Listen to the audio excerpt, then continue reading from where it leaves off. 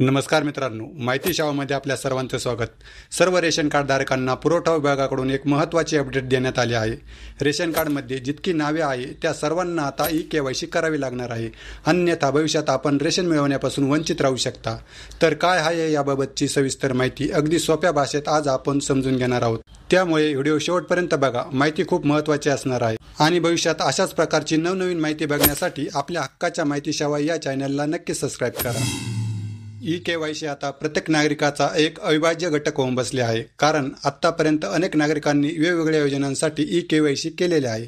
त्यामध्ये प्रामुख्याने PM किसान, कर्जमाफी, नैसर्गिक आपत्ती नुकसान भरपाई, दुष्काळ अनुदान, बँकांमध्ये नागरिकांनी वैयक्तिक ई-केवायसी करावी लागली आहे. म्हणजेच काय तर इथून पुढे ज्या वेळेस शासन सांगेल त्या वेळेस त्या योजनेसाठी तुम्हाला वेगवेगळी ई-केवायसी करावी लागणार आहे. आता प्रत्येक शिधापत्रिका धारकांना ई-केवायसी करणे बंधनकारक झाले आहे. शिधापत्रिकेत नाव असलेल्या कुटुंबातील सदस्यांनी ई-केवायसी पडताळणी प्रक्रिया पूर्ण न केल्यास संबंधितांना धान्य वितरणाचा लाभ मिळणार नाही, असे पुरवठा विभागाकडून सांगण्यात आले आहे.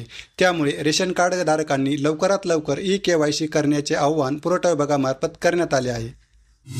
एप्रिल 2024च्या पत्राद्वारे केंद्र सरकारने पुरवठा विभागाच्या तहसील स्तरावरील क्षेत्रीय कार्यालयांना कुटुंबनिहाय शिधापत्रिकेतील लाभार्थ्यांची ई-केवायसी पडताळणी करण्याचे निर्देश दिले होते. मे अखेरपर्यंत ही प्रक्रिया पूर्ण करण्याचे निर्देश देण्यात आले होते. मात्र लोकसभा निवडणुकीमुळे हे काम मागे पडले होते.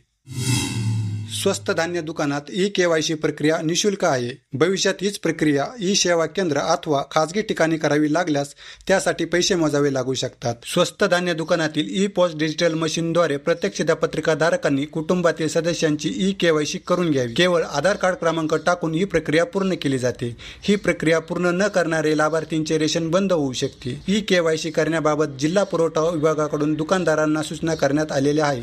त्यानुसार दुकानदार आपल्या कार्डधारकांना याबाबतच्या सूचना देखील करत आहे. आता नागरिकांना ही ई-केवायसी प्रक्रिया कशा प्रकारे करावी लागणार आहे ते बघू.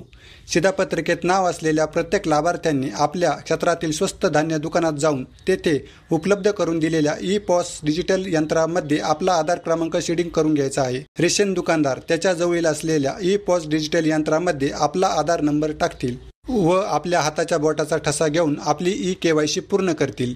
ही काही अवघ्या सेकंदाची प्रक्रिया आहे. ई-केवायसी पूर्ण केल्यावरच येत्या काळात लाभार्थींच्या नावाने धान्य वितरणाचा लाभ दिला जाणार आहे. स्थलांतरित कुटुंबांना देखील ते वास्तव्य करीत असलेल्या क्षेत्रातील स्वस्त धान्य दुकानात जाऊन ई-केवायसी पडताळणी पूर्ण करता येणार आहे. ई-केवायसी अपडेट करण्यामागे धान्य वितरणात पारदर्शकता आणणे हा उद्देश असल्याचे सांगण्यात आले. अनेक कुटुंबांमध्ये मयत व्यक्तीच्या नावावर अद्याप देखील धान्य वितरण केले जाते. संबंधित कुटुंबांकडून याबाबतची माहिती पुरवठा विभागाला दिली जात नाही. नव्या मोहिमेअंतर्गत प्रत्येक तालुक्यातील मयत लाभार्थी वगळले जातील व धान्य वितरणाचा लाभ इतर लाभार्थ्यांना मिळू शकेल. लाभार्थ्यांनी लवकरात लवकर आधार कार्ड सोबत घेऊन रेशन दुकानातून ई-केवायसी पडताळणी करून घ्यावी. रेशन वाटप सुरू झाल्यानंतर ई-केवायसी पडताळणीसाठी वेळ लागू शकतो. एकाच वेळी रेशन वाटप आणि ई-केवायसी पडताळणी करणे शक्य होणार नाही. त्यामुळे शिधापत्रिका धारकांनी लवकरात लवकर आपली ई-केवायसी पडताळणी करून घ्यावी.